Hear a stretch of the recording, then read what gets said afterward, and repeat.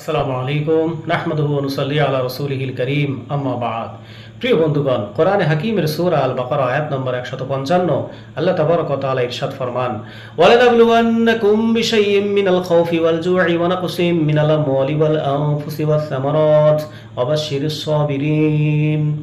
মুমিনগণ, লানাবলুওয়ান্নাকুম, আমি অবশ্যই তোমাদেরকে পরীক্ষা করব, বিশাইইম মিনাল খাউফি ওয়াল জু'i, কিছু ভয়ভীতি, ক্ষুধা, দারিদ্রতা, ওয়া নাকসিম মিনাল আমওয়ালি ওয়াল আনফুসি, জান, মাল, ওয়াস সামারাতি, এবং ফসলাদির মাধ্যমে।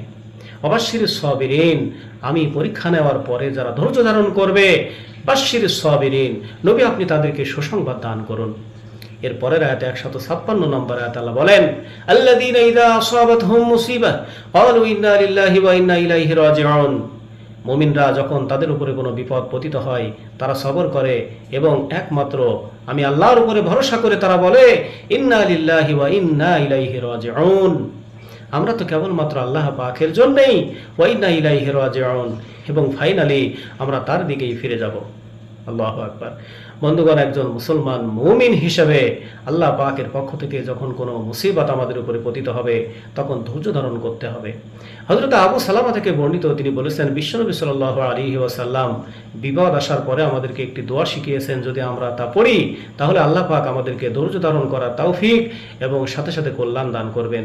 সে দোয়াটি হলো, আল্লাহুম্মা আজিরনি ফি মুসিবাতি ওয়া আখলিফ লি খায়রাম মিনহা।